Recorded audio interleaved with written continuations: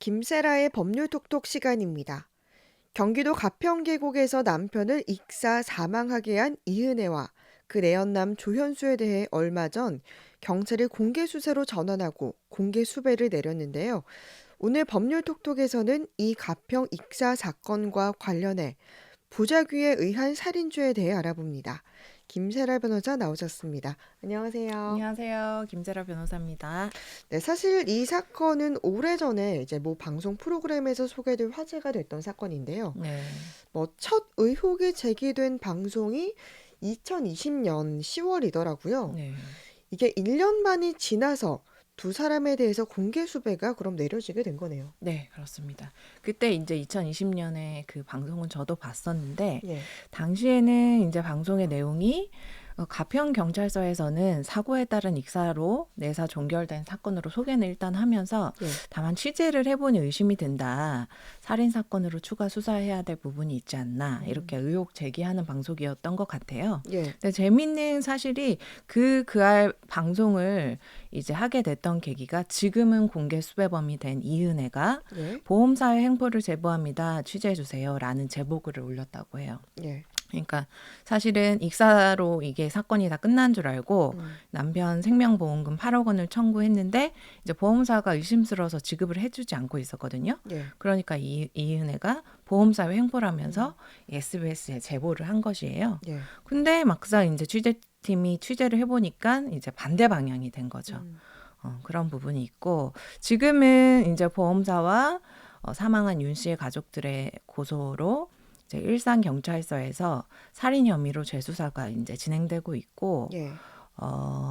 네, 살인 혐의랑 보험 사기 정황이 밝혀지게 된 음. 그런 사건입니다. 결국은 처음 시작은 범죄자가 재발을 저린 것이었죠. 예. 네. 그럼 이게 어떻게 된 사건인지 좀 구체적으로 설명을 해주세요. 네.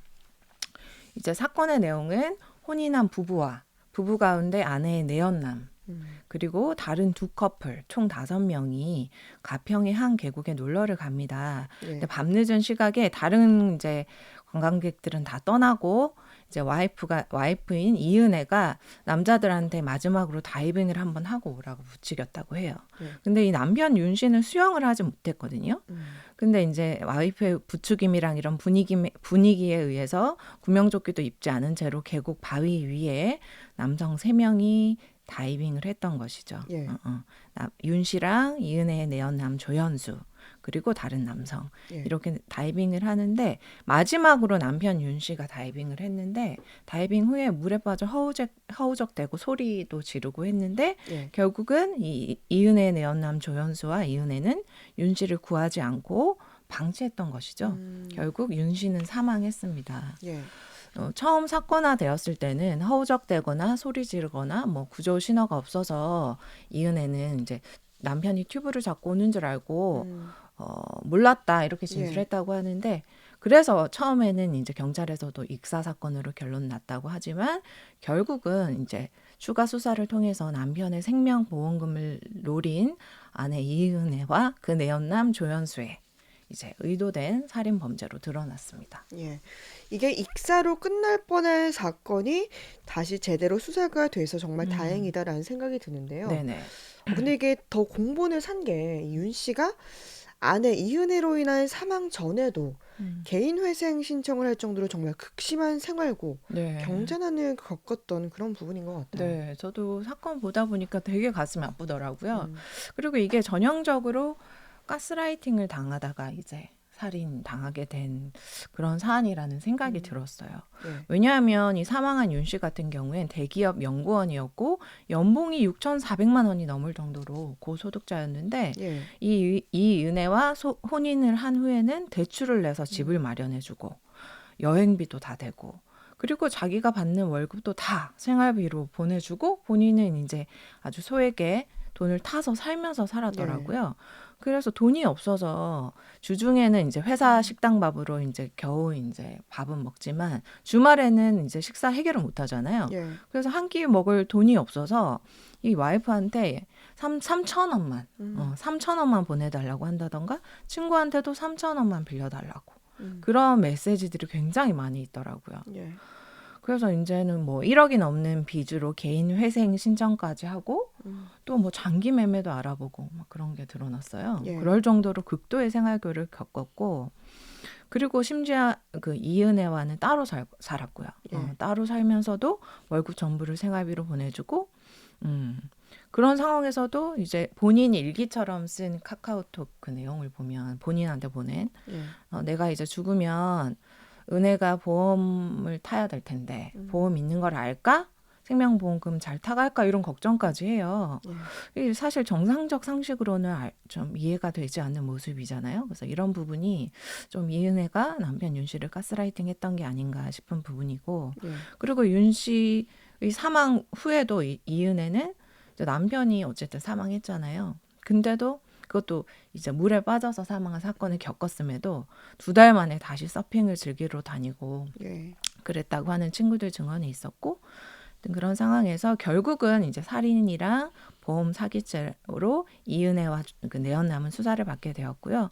수사 과정에서 사실 이 가평 계곡에서 있었던 사건 이전에도 이제 윤 씨한테 복어독 을 먹였다가 치사량에 못 미쳐서 미수에 그치고 또 낚시터에 가서도 이 둘이 이제 윤 씨를 물에 빠뜨렸다가 다행히 동행자가 윤 씨를 구해서 미수에 그치고 그런 것들이 드러났다고 하더라고요. 예. 그래서 이제 검찰에 송치가 돼서 조사를 받던 중에 이제 2사람은 조사에 불응하고 잠적해 버렸고 결국은 공개 수배로 전환됐다고 합니다. 예. 일단은 출국 기록은 없다고 하기 때문에 아마 국내에서 도피 중일 것으로 추정은 하고 있고 살인죄는 공소시효가 없기 때문에 이제는 언젠가는 체포돼서 처벌받기를 기대해 봅니다. 예. 근데 이게 가평 계곡에서의 사건을 보다가 좀 의문이 드는 부분이 있는데, 그러니까 결국은 뭐 윤 씨가 스스로 다이빙을 하다가 물에 빠진 거잖아요.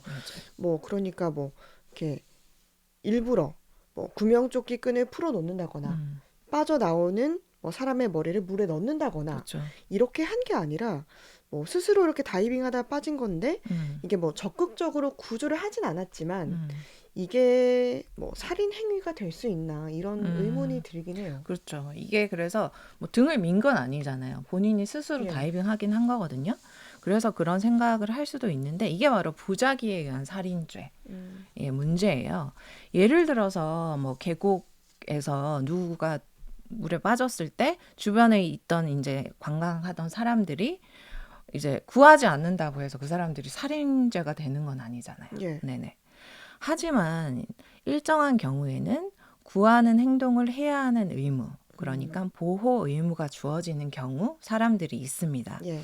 이 보호 의무라는 것은 법, 계약, 조리, 뭐 선행행위, 사회상규 등에 의해서 이제 상황에 따라서 인정될 수 있는 것인데 그런 경우라면 그러니까 보호 의무가 있는 사람들이라면 그 사람을 구해서 생명을 잃지 않게 해야 하는 행동을 해야 할 의무가 생기는 것이고 예. 그런 행동을 하지 않는 것 자체로 살인 행위로 평가가 되는 것인데 이것이 바로 부작위에 의한 살인죄입니다.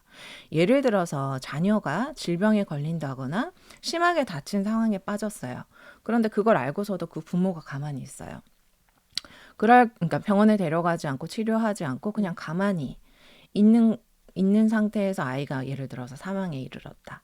이것은 살인죄가 되는 것이거든요. 법적으로 주어지는 부모의 자녀에 대한 보호 의무를 저버리고 부작위한 것이기 때문에 예. 살인행위가 되는 것이고 또 세월호 사건 있잖아요. 세월호 사건 같은 경우에도 선장이 이 부작위에 의한 살인죄가 인정됐던 사안이었어요. 예. 그러니까 법원은 선박의 선장이라 함은 선박 침몰과 같은 선박 공동체의 위난 상황에서 신고하거나 구조를 요청하는 정도를 넘어서서 예. 승객들의 안전이 확보될 때까지 적극적 지속적으로 구조 조치를 해야 할 법률상의 의무가 있다. 예. 보호 의무가 있다.